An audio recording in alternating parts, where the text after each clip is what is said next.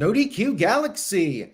We are live. It is early Monday morning, July 1st, 2024.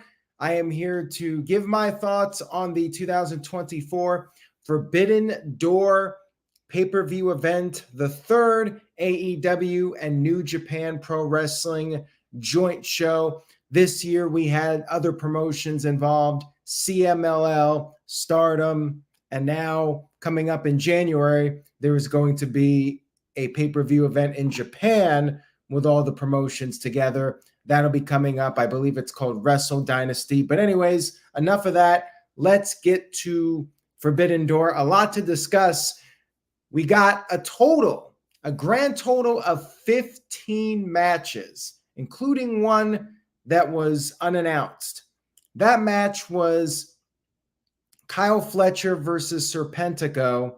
Kyle Fletcher won. It was a short, glorified squash match. It was what it was. Not sure why we needed it, but it was there. Crowd was still filing in. We had a four-way tag team match. House of Black versus Private Party versus Ishii and Kyle O'Reilly versus Gable Kidd and Roderick Strong. House of Black won, as they should. Not much to say about it. It was an entertaining pre-show match. Then we had a tag team match. Willow Nightingale and Tam Nakano, not sure how to pronounce the name, versus Chris Statlander and Mamo, not even sure how to pronounce that last name either. Basic tag team match. Willow got the win for her team. No surprise. Then we had Mariah May versus Saraya in an Owen Hart tournament match. You had Toni Storm out there at ringside. Also, Harley Cameron was out there on behalf of Saraya. They were providing distractions. Saraya did not get the win here. Mariah May was victorious and advances in the Owen Hart tournament. And we had a little bit of drama to set up the AEW women's title match on the main card. Toni Storm raised Mariah's hand, but then we had Mina Shirakawa, the number one contender, coming out there and raising Mariah's hand as well. And that was our little setup for the title match on the pay-per-view. We'll see if Mariah May ends up going all the way to All In. Time will tell. The final 0-hour match was a 6-man lucha match. Mystico, formerly Sin Cara, and the Lucha Brothers picking up a win over 3 guys, and I'm not even going to try to pronounce some of these names, but they won the 6-man. Mystico got the pin for his team. Now, let's talk about the Forbidden Door main card. These shows are always fun because half the names I cannot pronounce. Our opening match was MJF versus Hechicero, a match that going in I really had little to no interest in. To me, it was just a filler MJF match, and as it turns out, that's what it was. Match was decent, but I really don't think it was as good as the MJF and Roosh match, which was on free TV. It was decent. The show took place in Long Island, New York, MJF territory, so you had to have him on the show. I almost would have preferred MJF coming back on this show as a surprise at the end. They did it at Double or Nothing. This felt a little bit lackluster. Not sure how I feel about it, but it was okay. MJF got the win with a brain buster. It felt very abrupt too. Like it never really got out of first gear. It was just your standard match. As far as opening matches go, it was decent, but nothing too spectacular. Shout out to D. Martin 5th who sent in a $5 super chat. I appreciate that. I'm notorious at pronouncing names, whether it's on wrestling shows or pronouncing names in the chat room of people. I'm never good at it, but hey, got to do my best here. He says, if you had a hard time pronouncing LIJ full name, just say the literal translation, the ungovernables of Japan. I can barely even pronounce ungovernables without screwing it up. I'm just going to stick with LIJ. That works for me. Thank you again for that. I appreciate it. I think MJF could have been utilized better here. It was a bit underwhelming, below par for sure for MJF matches on pay-per-view. I mean, if you had to rank all the MJF pay-per-view matches, this could very well be at the bottom. Wasn't bad or anything, but very forgettable. We had the Elite, Okada, and the Young Bucks against Tanahashi and the Acclaimed. Max Caster had one of his better freestyles in a while. He made a joke about the Elite killing Okada's career, and he called Okada bitch multiple times. It was a solid match. Now, what was funny, at one point, the crowd was chanting CM Punk, at least some people were, and then others were trying to drown out the CM Punk chants, and they started chanting FCM Punk. Nick Jackson was acting like an EVP, putting on the headset, trying to act like he couldn't hear the chants. And during the match, Tanahashi wanted to get a piece of Okada. They have history in New Japan. Okada kept dodging him, but eventually Tanahashi got his hands on Okada. However, the Young Bucks came to Okada's aid, knocked him off the top rope. Tanahashi regained his composure, but then he went for a splash. Okada got his knees up, and then Okada got the win, pinned Tanahashi with the Rainmaker, and then went to continue his attack on Tanahashi, but then Billy Gunn made the save. And what's funny is a lot of people mention this. You had Okada running away from the 60-year-old Billy Gunn. Well, keep in mind, Billy Gunn beat up Jay White not too long ago. It's funny. I forget a lot of things on AEW television, but I still remember Billy Gunn beating up Jay White. And now Okada is running away from Billy Gunn, which, I mean, if Billy Gunn was 30 years old, you could say, hey, that's a good call. But Billy Gunn's 60 and you're at the top of your game. You can't handle Billy Gunn. Match was okay. But I'm going to say this. Young Bucks matches. I know some people out there do not like them, but their matches are usually spectacular. This match was just good. It was a good match, but definitely a step down from Anarchy in the Arena, step down from the Sting and Darby Allin tag team match. It was an undercard match. It was okay. You rank the Young Bucks pay-per-view matches. This one, good match, but probably going to be towards the bottom of the list.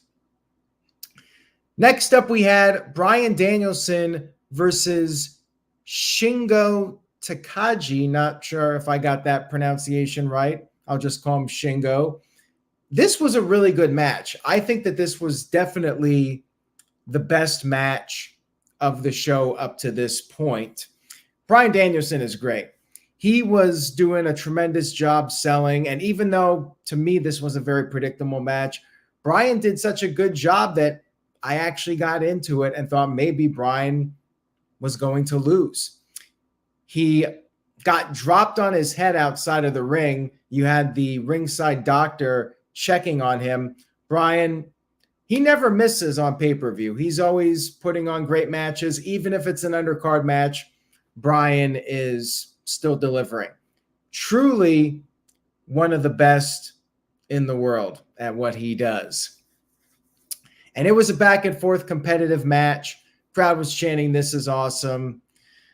Shingo was throwing everything he had at Bryan, gave him a superplex, lariat, went for another lariat, and then he did his move, the Made in Japan. Bryan kicked out of that. Then he started getting a little bit too arrogant. He was mocking Bryan's yes taunt. Bryan then countered another lariat with a submission. He did the running knee. Shingo kicked out of that. So then Bryan got all fired up. He kicked Shingo's head in and then finally got the win with a submission. Really good match here. Bryan advances in the Owen Hart tournament, and we'll see if he can make it to the end. I have a feeling he'll make it to the final match, but will he actually win the tournament? That remains to be seen. We had Toni Storm versus Mina Shirakawa for the AEW women's title. Toni Storm had a cool entrance since they were in New York. She was dressed up as Lady Liberty. She was carrying a torch, and it was pretty cool. She had the America the Beautiful music playing, and Mariah May was in the ring. She presented flowers to both women, which is a custom in Japan. This was a very solid match between these two, and the whole storyline was whose side was Mariah May going to be on? Well, she stayed neutral. She did not get involved. She did seem very concerned at times.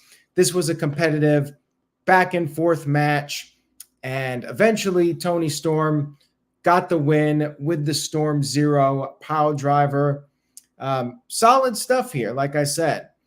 After the match was over, Mina came in and she showed some sportswomanship. She shook Toni Storm's hand.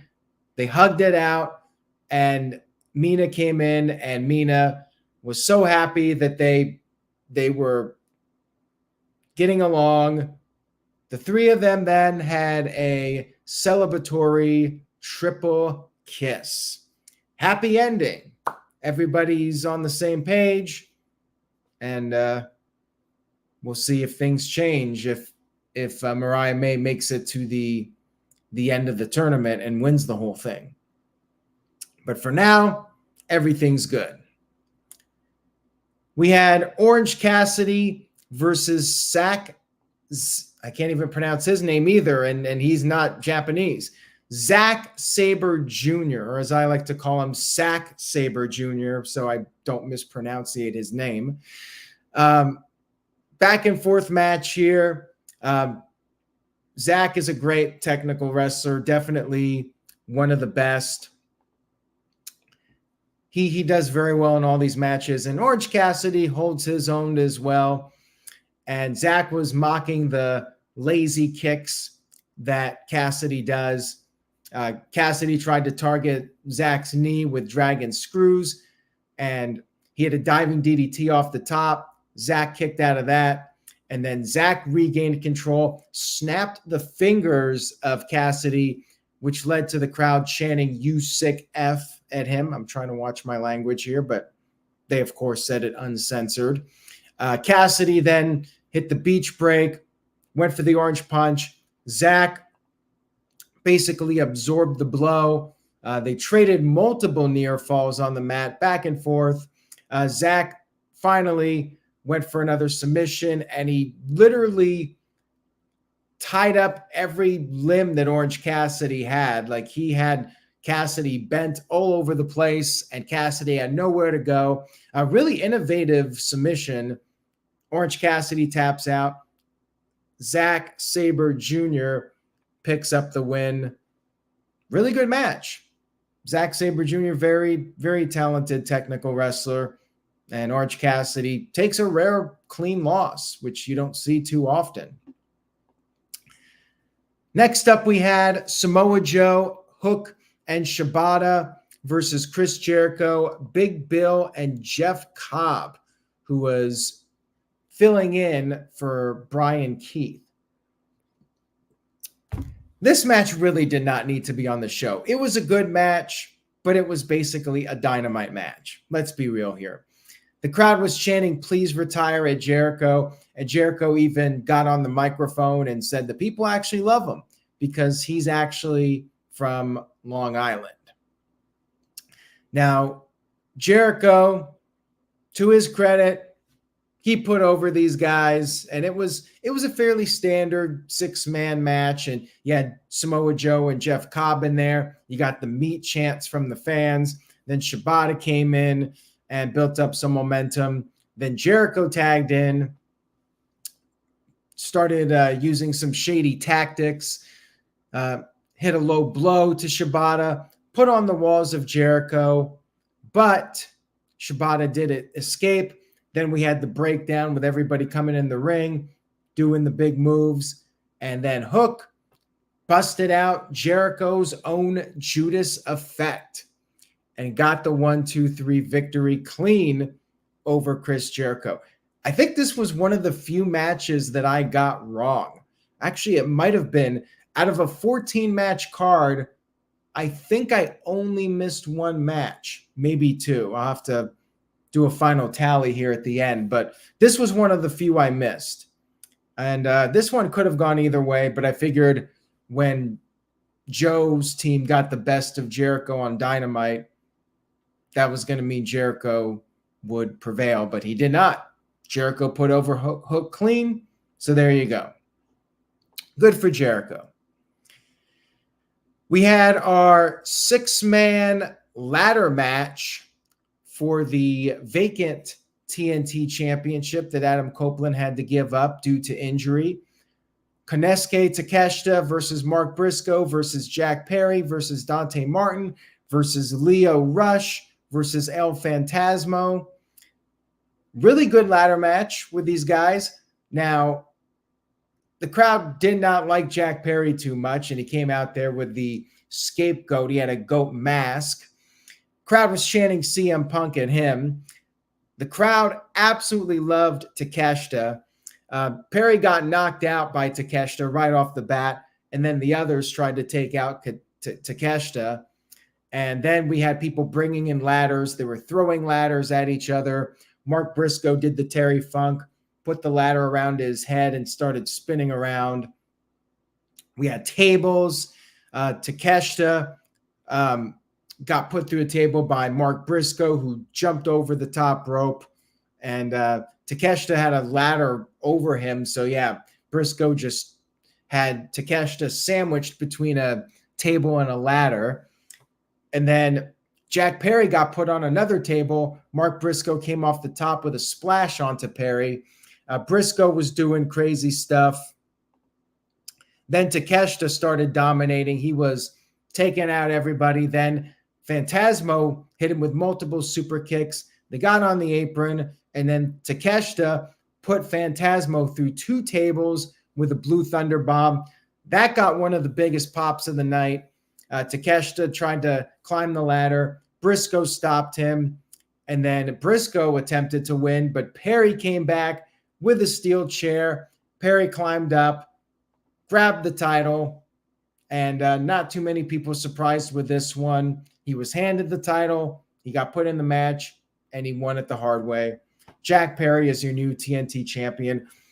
I think it should have been Takeshita personally. Like they've really been not pushing Takeshita, despite the fact that a lot of people want to see him be a top guy. A lot of people think he has that potential, but Takeshita always seems to come up short in these big match situations. And a lot of people don't like Jack Perry, so we'll see where this goes. Very entertaining match, though. Really, really well done ladder match. Great moments in it. Then we had Mercedes Mone versus Stephanie Vaquer, who was the New Japan Pro Wrestling Strong champion going into this match. Mercedes Mone, TBS champion, title for title. Very good match here. And I will say this, I have never seen Stephanie Vaquer wrestle until this show. This was the first time I've ever seen her wrestle, and she looked great. I really think that AEW should try to sign her at some point when she's able to be brought in.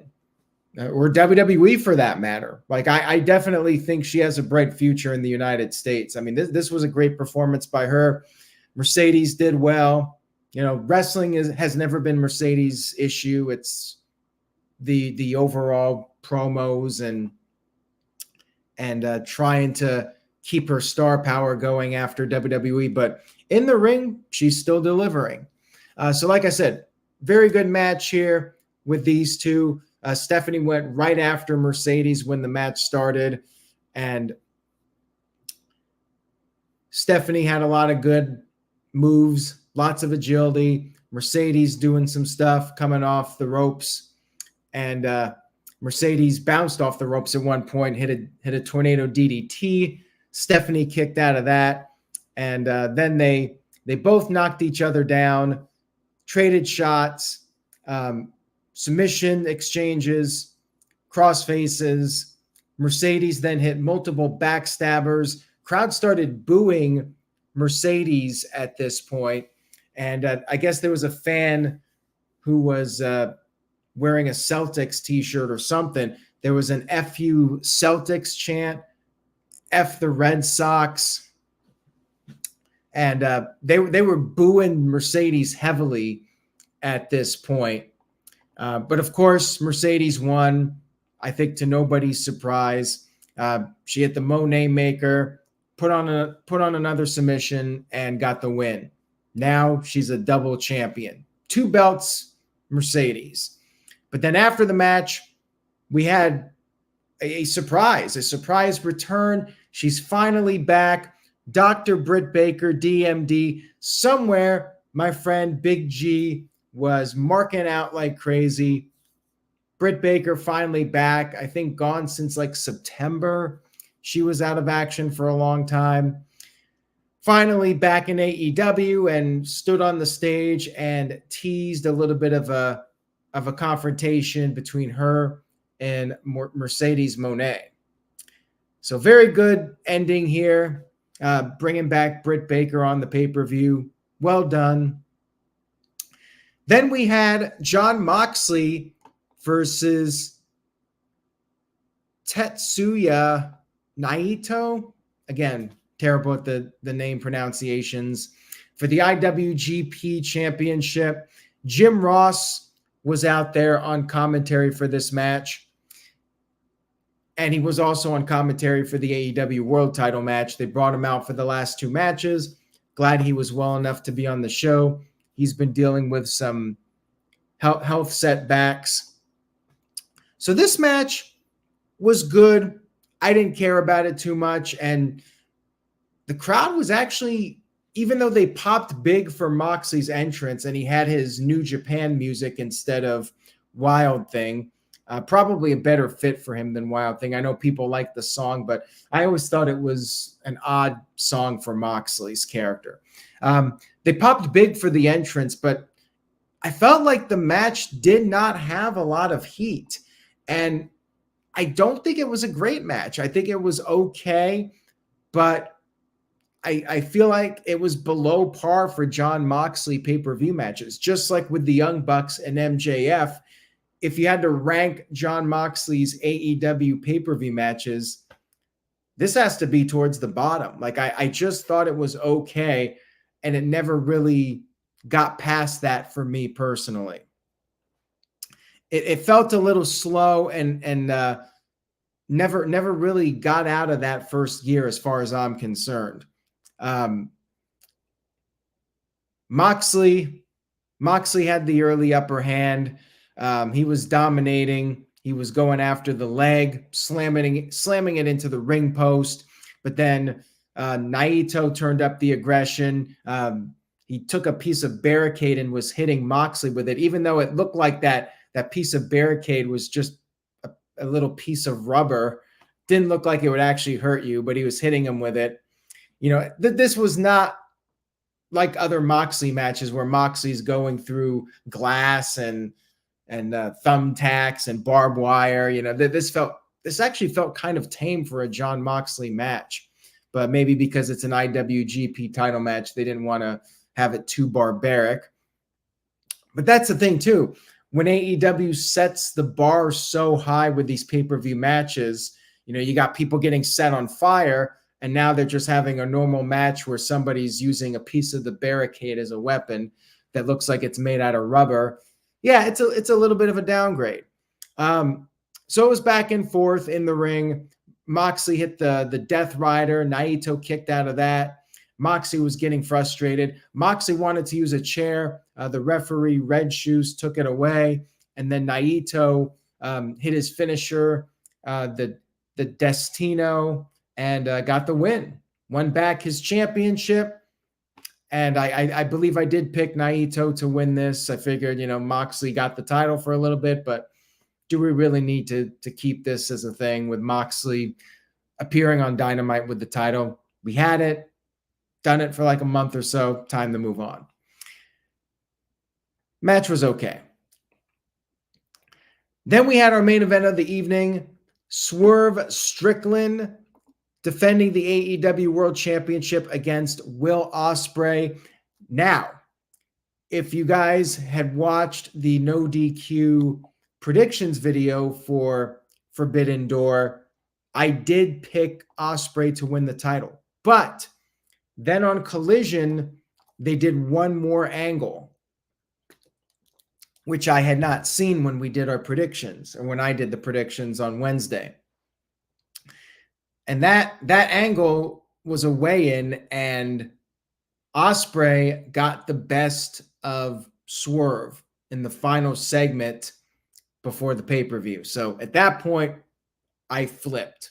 I went over to Swerve retaining the title. The old, whoever's on top on the go home, the final show is the one that's ultimately going to lose. And I went with that mentality.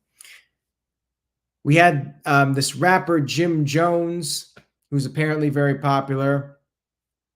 I wouldn't know because I'm out of touch with any popular music from the last 15 years or so. Jim Jones introduced Swerve, and Ospreay came out wearing a mask in tribute to Hayabusa. The crowd was chanting AEW right before the match even got started. They were both evenly matched. They were doing like the attempted strikes. Each guy would dodge it, and then the other one would try like a head scissors. The other guy would land on his feet. And they were just one-upping each other, evenly matched. And they fought on the outside of the ring. Ospreay gave Swerve a Hurricane Rana off the barricade. Swerve tried to build up some momentum, but Ospreay tried to build up some momentum. Swerve gained the upper hand. They were countering each other's moves. Ospreay busted out a Styles Clash for an early near fall. Then we saw a clip of Daniel Garcia. He was watching the match. MJF was also seen watching the match. And then they were both on the top. Swerve gave Ospreay an angle slam. Then they fought on the apron. Swerve knocked Ospreay off the apron and then went up to the top. Ospreay was by the announce table. Swerve jumped off the top onto Ospreay with the Swerve stomp onto the announce table. Crowd chanted, "Holy shit." Then Swerve gave him a pile driver on the barricade, got him back in the ring. Could not finish off Ospreay, though. Ospreay made a comeback. 2 Oz cutters. Swerve kicked out. Stormbreaker. Swerve kicked out again. Then Ospreay went for his big move, the Hidden Blade. However, Swerve dodged it. Referee got hit. We got our ref bump of the evening. So you knew shenanigans were coming. And at this point, Don Callis showed up. Ospreay had the match won, went for the cover, but there was no referee. Don Callis had his trusty old screwdriver. He wanted Ospreay to use it. Prince Nana shoved Callis. Ospreay went to the outside, threatened to stab Prince Nana with the screwdriver, but then he had a moment He dropped the screwdriver. He went back in the ring. Swerve, though, capitalized. Swerve stomp. Referee returned. Ospreay kicked out. Then Swerve did the house call kick. Ospreay kicked out again. Swerve then finally got the win with another house call kick, followed by the big pressure. Swerve Strickland, still your AEW World Champion. Great main event, definitely worthy of the main event position. Swerve keeps the title. Ospreay suffers his first, I believe his first singles loss in AEW. Correct me if I'm wrong on that. I think including his New Japan appearances with AEW, definitely since he debuted officially as part of the roster. And by doing this, Swerve goes on with his title reign. Ospreay and Don Callis' storyline continues. We'll probably see the split with them. And of course, Ospreay is still your international, I think international, continental, one of those. I'm not even sure which one he has at this point.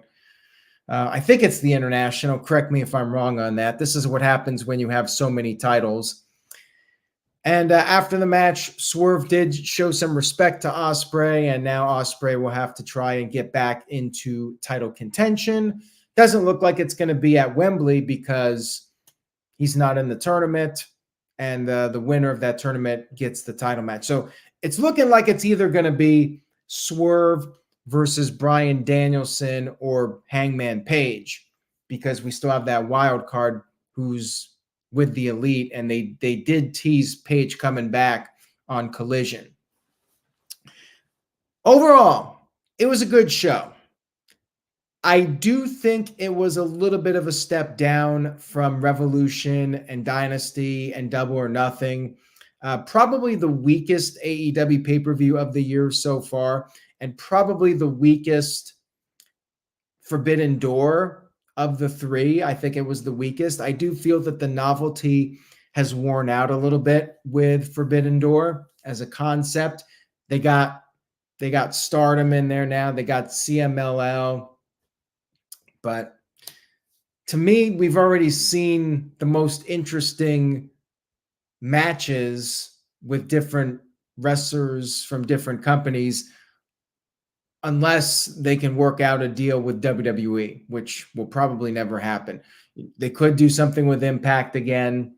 But beyond that, like, we've already seen the biggest matches possible with this interpromotional concept. As usual, too long. One thing I didn't like, so you have the new TNT champion, and I know people have mixed feelings about Jack Perry, but hey, Jack Perry won, and you should let people have time to digest that. But he wins, and literally like 10 seconds after he wins, oh, we're on to the next match. They don't show like maybe like a highlight reel of the match, which would be a cool thing to do, and give people time to digest what happened. Perry wins the title, and then like 10 seconds later, oh, on to the next match. So I know they're trying to keep things moving along, but it's nice to let things breathe a little bit, especially when you want people to remember these things like a week from now. So that I wasn't a big fan of, and there were a couple matches that did not need to be on this show, and it kind of felt like a waste of MJF. Dare I say, a waste of the Young Bucks and Okada, just putting them out there in a throwaway match. And usually the second match on the card is very forgettable. You put those guys out there in forgettable matches, and even Moxley, like, that match didn't really hit for me. So I give the pay-per-view a B-. Main event was fantastic. The women's matches were really good. And most of the matches on the show were very entertaining. The ladder match was very entertaining, and it was still a good pay-per-view. But if I missed this pay-per-view, I don't think I would have been that upset. And I do think that it was, even though a good show, probably the weakest AEW pay-per-view. And credit to them because they've set the bar so high for pay-per-views. But after all that craziness with Sting and Anarchy in the Arena, that's the downside. Like, you got to keep that going. And this show, you know, it was more about the gimmick of the interpromotional matches. But like I said, kind of felt a bit watered down from the first 2 years. And I just didn't have the investment in the matches. And like I said, they were all very predictable for the most part. I think I missed Jericho's match, and that was it. I believe I got 13 out of 14 matches correctly predicted. And, you know, predictability can be good, but at the same time, you want to keep people guessing and not knowing what's going to happen so obviously. But all in all, it was a good pay-per-view, good effort by everybody involved, just not among my favorite AEW shows. And I still want them to shorten the pay-per-views, but if anything, they just keep getting longer and longer. And, you know, this time they had 5 0-hour matches, 15 matches, not necessary. Let's at least just cut that in half. Have a 3-hour pay-per-view. And yeah, maybe you could do a 1-hour kickoff. End the shows earlier too. At least with All In, it's early in the day. Makes it a little bit easier to deal with.